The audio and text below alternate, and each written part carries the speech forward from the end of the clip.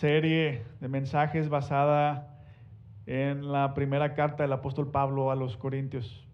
Y esta mañana llegamos al capítulo 5 de la primera carta del apóstol Pablo a los Corintios. Escuchen lo que nos dice Dios a través de esta porción de su palabra. Es ya del dominio público que hay entre ustedes un caso de inmoralidad sexual que ni siquiera entre los paganos se tolera. A saber, que uno de ustedes tiene por mujer a la esposa de su padre.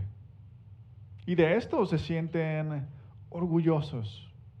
¿No debieran, más bien, haber lamentado lo sucedido y expulsado de entre ustedes al que hizo tal cosa? Yo, por mi parte, aunque no estoy físicamente entre ustedes, sí estoy presente en espíritu. Y ya he juzgado como si estuviera presente al que cometió este pecado.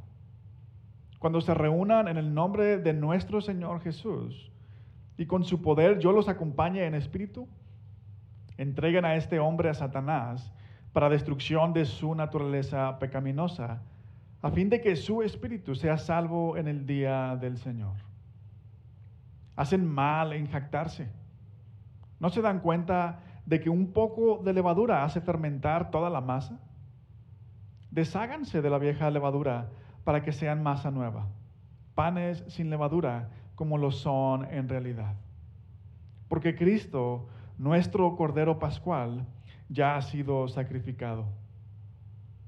Así que celebremos nuestra Pascua, no con la vieja levadura, que es la malicia y la perversidad, sino con pan sin levadura, que es la sinceridad y la verdad.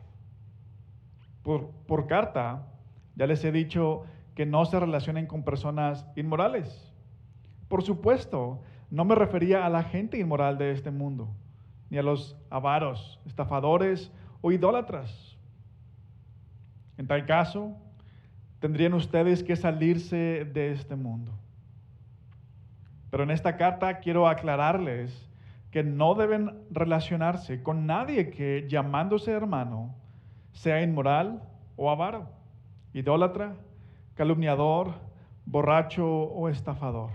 Con tal persona ni siquiera deben juntarse para comer. ¿Acaso me toca a mí juzgar a los de afuera? ¿No son ustedes los que deben juzgar a los de adentro? Dios juzgará a los de afuera. Expulsen al malvado de entre ustedes. Vamos a orar. Nuestro Dios y Padre, la palabra que escuchamos esta mañana, la exhortación que nos haces es dura, es difícil, pero es tu palabra y es tu voluntad para la iglesia. Ayúdanos a recibirla humildemente. Te lo pedimos en el nombre de Jesús. Amén. Pocas cosas son tan difíciles o más difíciles en la iglesia que ejercer disciplina. Y es difícil por muchas razones. Es difícil porque no sabemos cómo hacerlo. Porque como no lo hemos practicado, no estamos familiarizados. Tal vez ya sabemos cómo, ya leímos las instrucciones, pero como nunca lo hemos hecho, es difícil porque muchas veces no hemos entendido, no entendemos la gracia. El mensaje del Evangelio es que todos, absolutamente todos, somos iguales delante de Dios. Somos pecadores. Jesucristo vino a salvar pecadores. Pero, aquí viene la pregunta, si todos somos pecadores, entonces, ¿por qué debemos disciplinar a unos y no a otros?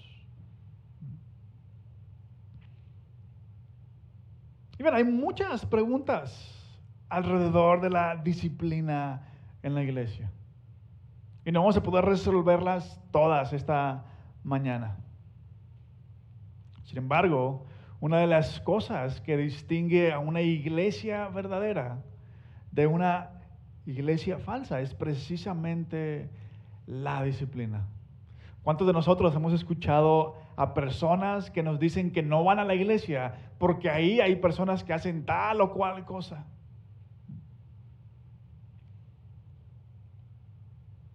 Si algo queda claro a lo largo, o ha quedado claro, espero, a lo largo de esta serie, es que la iglesia está llena de pecadores. Pablo está escribiendo a los corintios que se estaban dividiendo, se estaban peleando entre ellos, porque en lugar de prestarle atención al mensaje, al evangelio, le prestaban más atención al mensajero. ¿Se acuerdan? No, yo sigo a Pablo, no, yo a Apolos, no, yo a Pedro. Porque estaban olvidando el mensaje, que el mensaje es lo importante. Muchos se estaban enfocando, querían ver grandes milagros. Probablemente pensaban, sí, el mensaje está bien, la doctrina está bien, el evangelio, todo eso del evangelio está bien, pero lo importante es ver el poder de Dios, que se vean los grandes milagros, las grandes señales. Porque estaban olvidando el mensaje del evangelio. Otros se estaban enfocando en mensajes que impresionaran a todo el mundo, los creyentes y los no creyentes. Y otras divisiones entre los corintios estaban surgiendo por el orgullo que había entre ellos.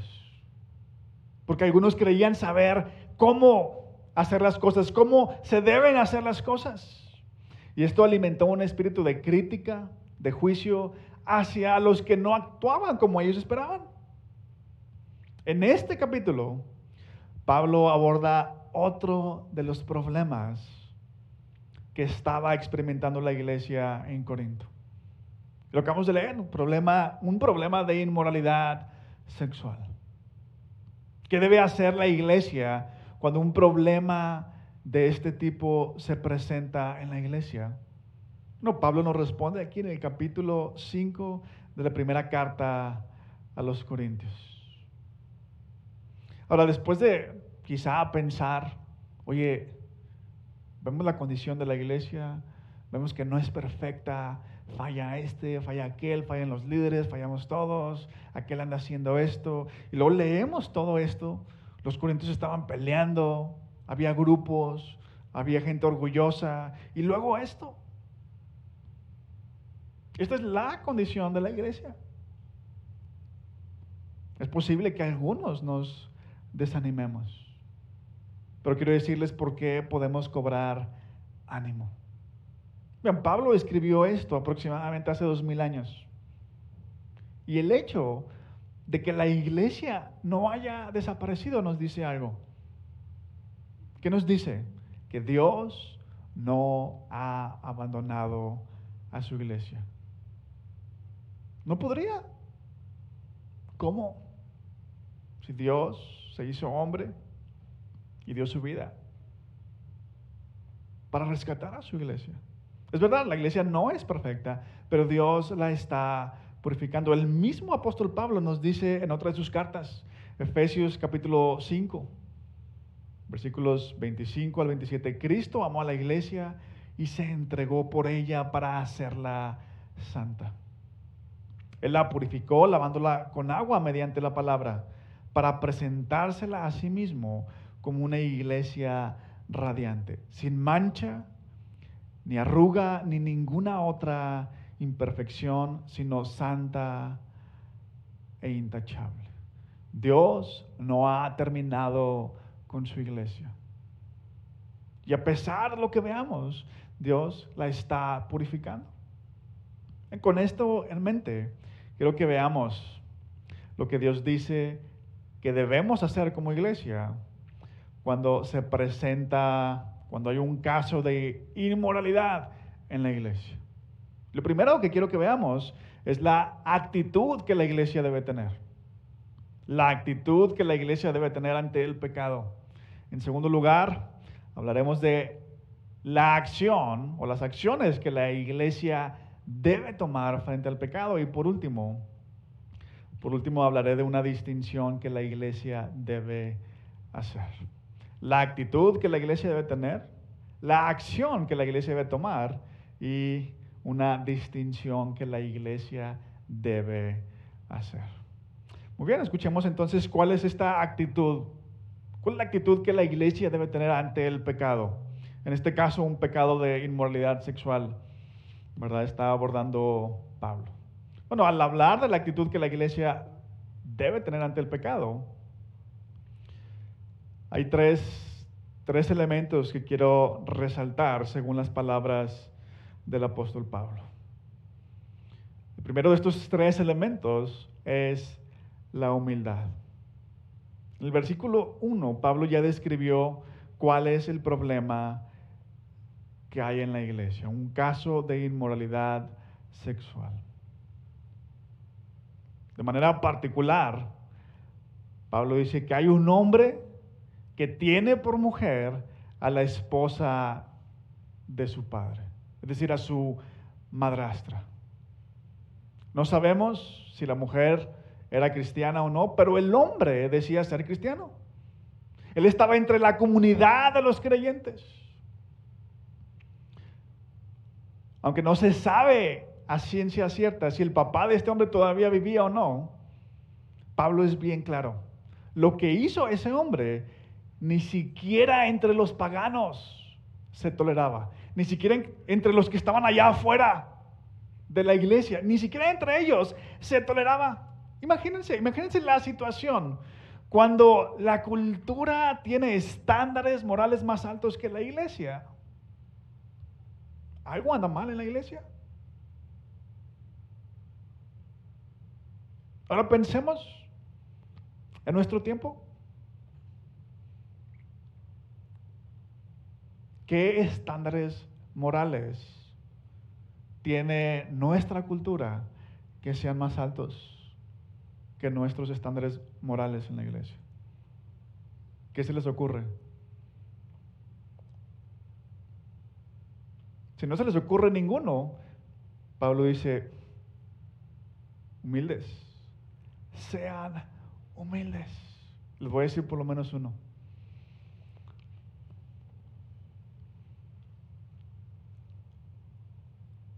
No juzgar por las apariencias. Vemos a alguien vestido de tal manera, tatuado por todos lados, con aretes, ¿y qué pensamos? ¿Qué impresión nos? Hazte para acá, no te acerques, ¿no? ¿Qué haríamos si entrara alguien, un indigente? ¿Cuántos de nosotros nos sentaríamos a su lado? Tan esto que dice Pablo, junto con la primera frase del versículo 2, nos habla de la humildad que debe haber en la iglesia. Pablo dice en la primera parte del versículo 2, y de esto se sienten orgullosos. Esto está pasando en la iglesia y ustedes todavía se sienten orgullosos.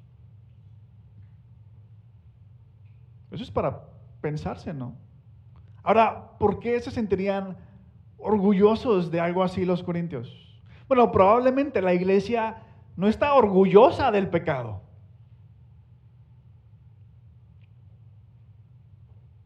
Sino porque, según ellos, sabían manejar todas las cosas, ¿se acuerdan? Sí, se me olvidaba, dice Pablo en el capítulo anterior. Se me olvidaba que ustedes lo saben todo, ¿no? Probablemente los corintios pensaban, bueno, si el evangelio se trata de la gracia de Dios, vean cuánta gracia mostramos nosotros. Aceptamos incluso la inmoralidad sexual entre nosotros. Pero la gracia no se trata de eso. La gracia no es un permiso para pecar. Y más adelante, en el capítulo 6, Pablo hablará de ello. Pero por ahora, vean, el texto nos está recordando algo bien importante. Cómo el orgullo nos lleva a otro tipo de pecados. ¿Por qué?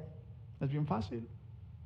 Cuando creemos que nuestra forma de ver las cosas, nuestra forma de ver el mundo, nuestra visión de las cosas es la correcta y es la única,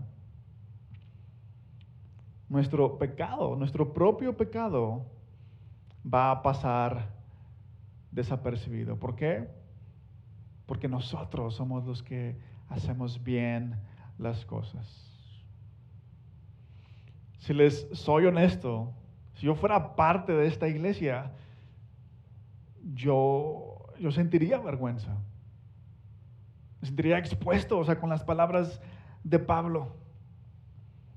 Sin embargo, Pablo en el capítulo 4 dijo que él no les estaba escribiendo para avergonzarlos, que les estaba escribiendo para amonestarlos. Es decir, para instruirlos, para advertirles, no para avergonzarlos. En la segunda parte del versículo 2, Pablo nos habla este segundo elemento que compone la actitud de la iglesia hacia el pecado. Vean lo que dice Pablo en forma de pregunta. ¿No debieran más bien haberse lamentado por lo sucedido? Haber lamentado lo sucedido y expulsado de entre ustedes al que hace tal cosa. En unos minutos vamos a hablar directamente de lo que la iglesia debe hacer. Pero antes, presten atención a las palabras de Pablo. La iglesia debe lamentarse. La actitud de la iglesia al disciplinar a alguien no debe ser una actitud de arrogancia ni de superioridad, ¿no? De nosotros somos mejores que tú que fallaste. No se trata de avergonzar a nadie. La palabra lamentarse tiene que ver con duelo. Como cuando perdemos a un ser querido. No hay nada que celebrar cuando alguien deja la iglesia porque está viviendo en pecado. Cuando tenemos que empujar a alguien fuera de la iglesia porque está viviendo en pecado. Y lo último, como parte de la actitud de la iglesia ante el pecado, debe estar presente un sentido de urgencia. En el versículo 2, Pablo ya le dijo a la iglesia qué debe hacer, pero en el versículo 3, Pablo dice que aunque no está presente, él ya juzgó a ese hombre inmoral. En los versículos 4 y 5, instruye a la iglesia. Dice, en su próxima reunión actúen, no se esperen más. Expulsen al hermano inmoral. Por lo menos así lo llama en esta parte.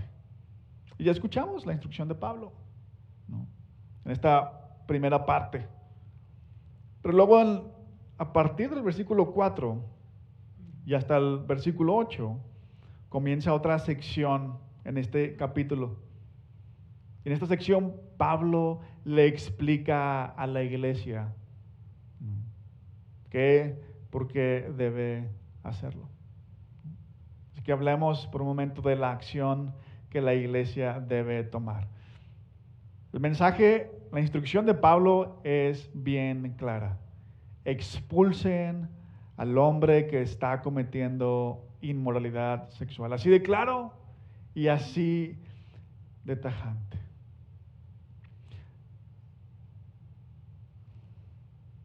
Ya dijo en el versículo 2 lo que la iglesia debe hacer. En los versículos 4 al 5 lo vuelve a decir. Cuando se reúnan en el nombre de nuestro Señor Jesús y con su poder yo los acompañe en espíritu, entreguen a este hombre a Satanás para destrucción de su naturaleza pecaminosa, a fin de que su espíritu sea salvo en el día del Señor.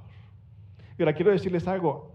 En el primer punto, cuando hablamos de la actitud de la iglesia, esta humildad, del sentido de urgencia y de lamentarnos por la persona. Es la única manera en que, hay dos formas en las que pudiéramos tener esta actitud, ¿no? Podríamos fabricarla.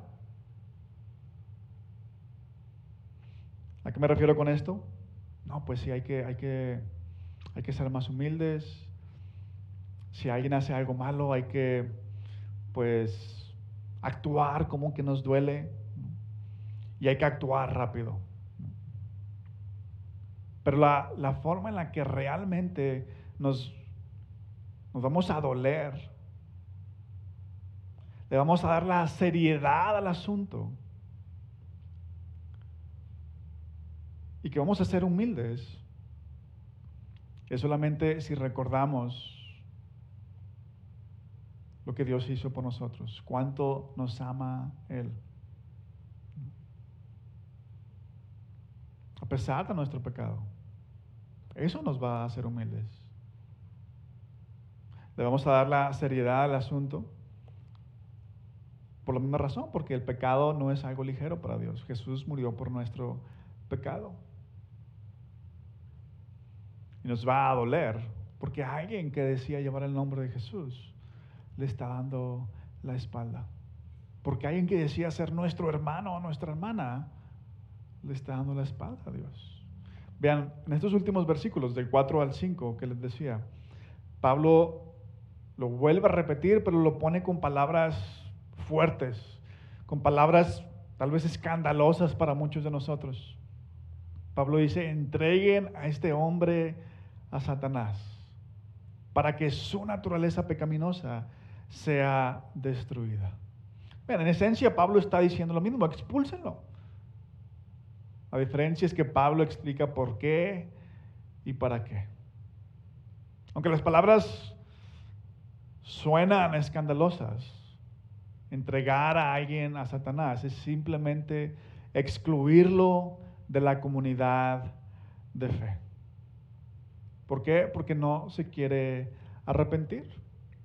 Y hacer esto es una forma de decirle que no está viviendo como creyente. Ahora, este mensaje de Pablo no se contradice con lo que Jesús enseñó en Mateo 18. Jesús dice, si tu hermano peca contra ti, ve a solas con él y hazle ver su falta. Si te hace caso, has ganado a tu hermano.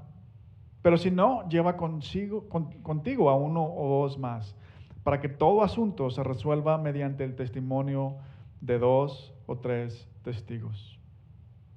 Si se niega a hacerles caso a ellos, díselo a la iglesia. Y si incluso a la iglesia no le hace caso, trátalo como si fuera un incrédulo o un renegado. Pablo dice, expulsen al hermano inmoral.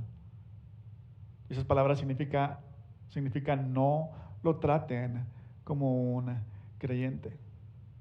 No se trata de menospreciar a nadie, a ninguna persona. Es un acto de disciplina que tiene varios fines.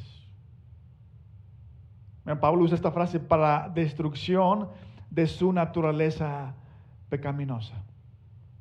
Y esta frase se refiere a dejar que esta persona que está en pecado, dejarla a su suerte, para ver si tocando fondo le cae el 20, como decimos. ¿No quieres andar con el Señor? ¿No quieres caminar con el Señor? Entonces no tienes acceso a esto. No cabes aquí. Y esa persona puede ir hundiéndose más y más y más en pecado. Pero estando ahí, en el fondo, en el hoyo, es posible que le caiga el 20. Dios le permita llegar hasta lo más profundo en su vida para que la persona recapacite. Mientras la persona crea que esté bien, nada va a cambiar. El castigo es duro. Excluirlo de la comunidad cristiana. Pero Dios puede usarlo para que esta persona se arrepienta. A eso se refiere la frase, a fin de que su espíritu sea salvo en el día del Señor. Pablo está hablando del día del juicio, cuando Jesús regrese a juzgar todo el mundo. Hagan esto, porque haciendo esto tal vez la persona se arrepienta. No sabemos si en nuestro tiempo, pero para cuando el Señor regrese. Si batallamos, porque es una enseñanza dura. Es una enseñanza difícil.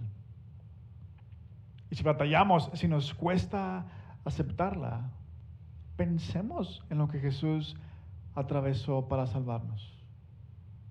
Él, siendo inocente, fue rechazado por el Padre. ¿Por qué? No por su pecado, él era inocente, porque estaba cargando con nuestro pecado. Y la comunión perfecta que él tenía con el Padre se rompió por un momento. Si Jesús pasó esto, entonces no hay nada de injusto con lo que Pablo escribe en la carta. Si alguien desprecia los valores del reino de Dios, alguien que se dice cristiano, desprecia los valores del reino de Dios, lo mejor que Dios puede hacerle es mostrarle cómo será el mundo sin sus bendiciones, sin las bendiciones de la comunidad del pacto, de la comunidad, del pueblo de Dios, de la familia de Dios, para ver si así esta persona reacciona. Ahora bien, dije que la disciplina tenía varios fines. Y en este pasaje, además de la posible restauración del pecador,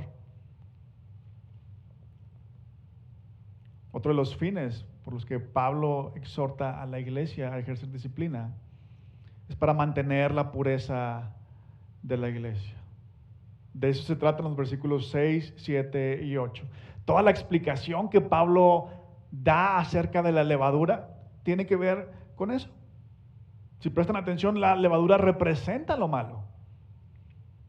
La iglesia debe tratar de erradicar todo lo malo que hay en la iglesia. ¿Por qué? Porque la iglesia representa a Dios. Y hace poquito lo mencionaban, ¿no? Si hay una manzana podrida en un montón, pues todas se van a podrir. La iglesia está representando a Dios, es verdad. Dios perdona nuestro pecado. Dios perdona el pecado, pero ¿el pecado de quiénes?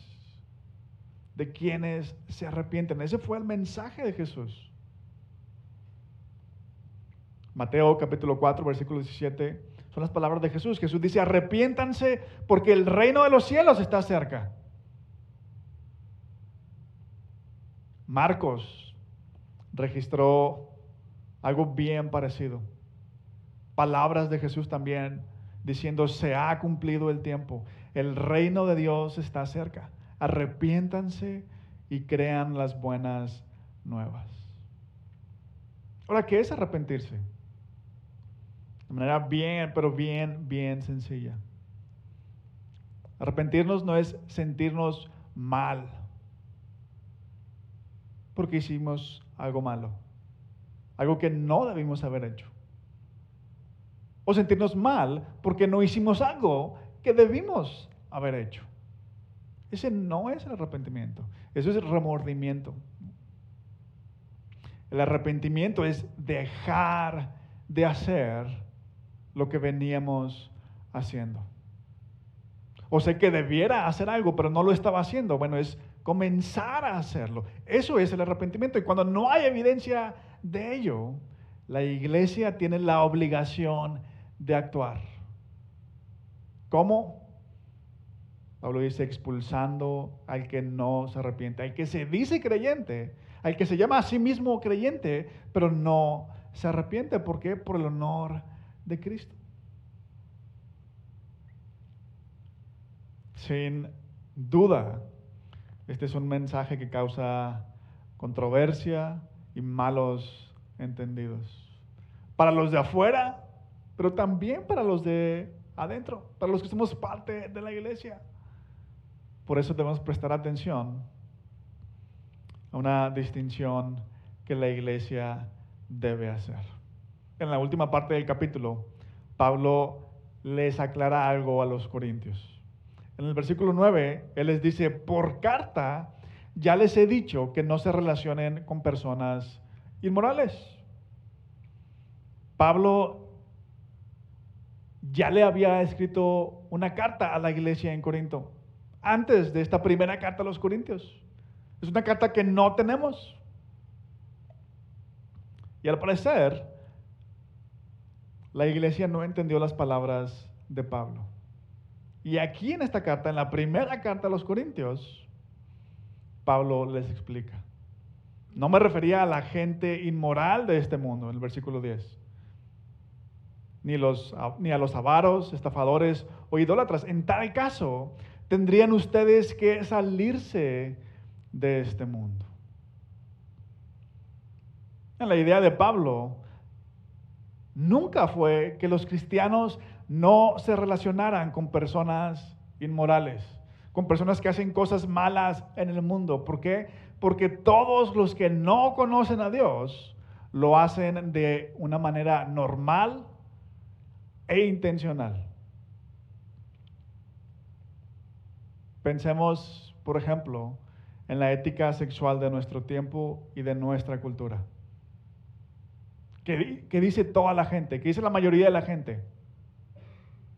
Cuando quieras, con quien quieras y como quieras. Las personas avaras de las que Pablo habla son personas que buscan satisfacer sus deseos a toda costa, incluso a expensas de otros. En el griego, nuestra traducción dice ahí avaros y estafadores.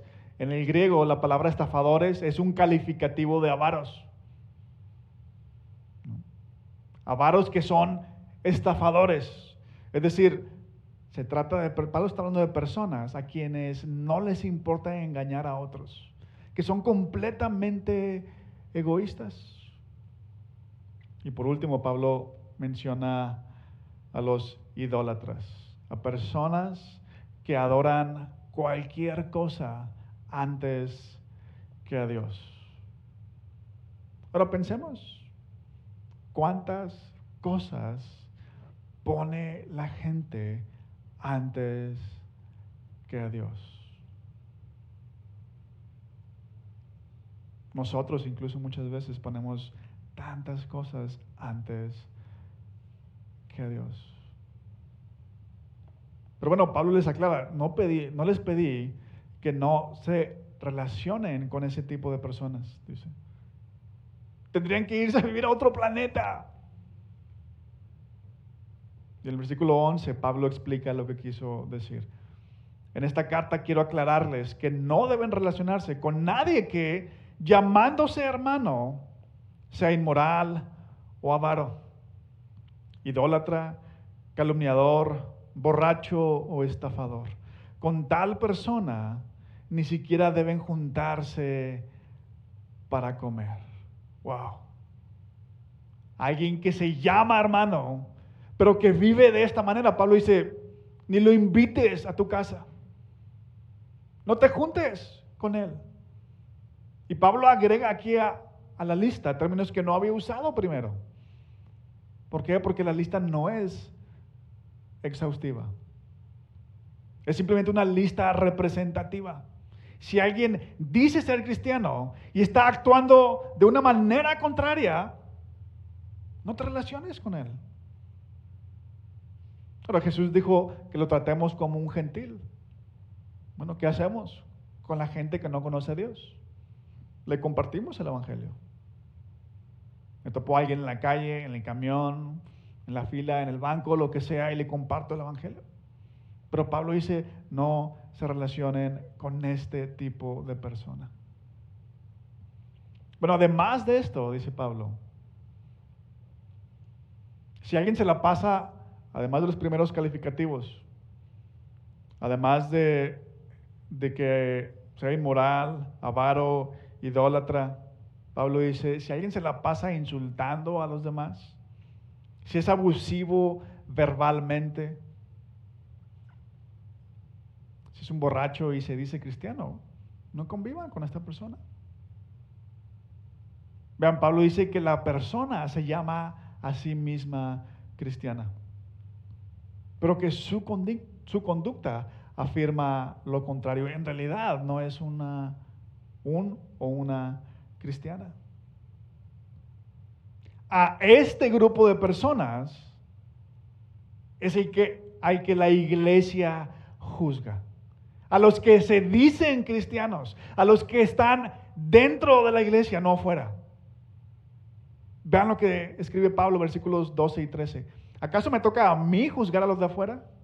¿No son ustedes los que deben juzgar a los de adentro? Dios juzgará a los de afuera. Expulsen al malvado de entre ustedes. Nuevamente, ¿se dan cuenta? Pablo no lo llama hermano. No lo es, no está actuando como parte de la familia de Jesucristo. Esta persona está manchando el honor de Cristo. A estas personas es a quienes la iglesia juzga. A los que se dicen cristianos, pero viven de esta manera. A los que están dentro de la iglesia, pero viven de esta manera. Dios va a juzgar a los de afuera. Y esta es una distinción importante que la iglesia deberá tener presente. Porque si la iglesia lo tiene presente, la iglesia puede hacerlo notar al mundo. ¿A quiénes juzgamos? A los que están adentro. A los que se dicen cristianos, pero viven de esta manera o de aquella otra manera. Y de hecho, cuando se trata de los que están afuera, hay algo que debemos recordar. En un sentido, nosotros los que estamos adentro no somos diferentes de los que están afuera. Porque los que hemos creído gracias a Dios. Él nos dio la fe para creer. Él nos salvó por gracia. No por nuestro desempeño moral, no porque éramos muy buenos, no porque no somos tan malos como otros.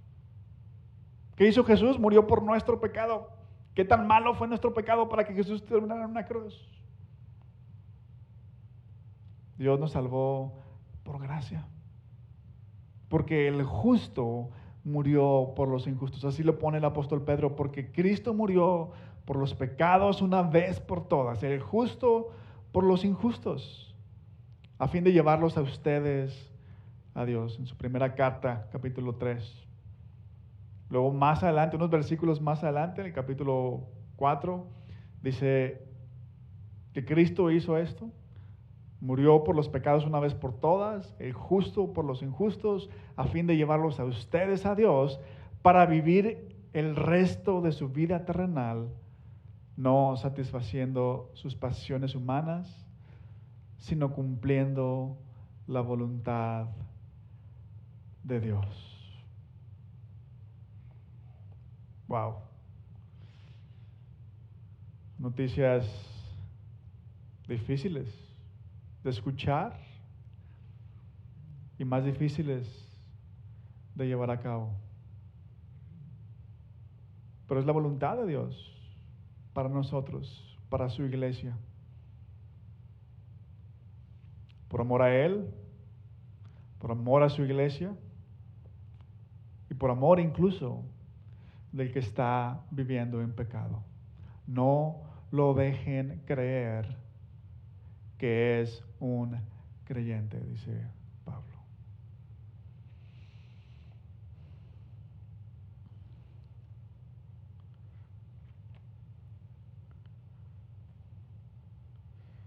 Acompáñenme a orar y enseguida prepararnos para celebrar la comunión con nuestro Señor Jesucristo, que dio su vida para santificar su iglesia. Nuestro Dios y Padre, te damos gracias por tu palabra. Reconocemos que hay pasajes no difíciles de entender, por lo menos no este, Señor, pero sí difíciles de aceptar y de llevar a cabo. Ayúdanos a amarte a ti por encima de todas las cosas, a amar a la iglesia por la cual tu Hijo Jesucristo derramó su sangre para salvarla, para santificarla. Amarla de tal manera, Señor, que procuremos que sea un reflejo de tu honor, de tu gloria, de tu santidad. Y ayúdanos también, Señor, a amarnos lo suficiente unos a otros para hacer lo que en muchas ocasiones es incómodo. Confrontarnos, y aún cuando no hay respuesta, Señor, aún pues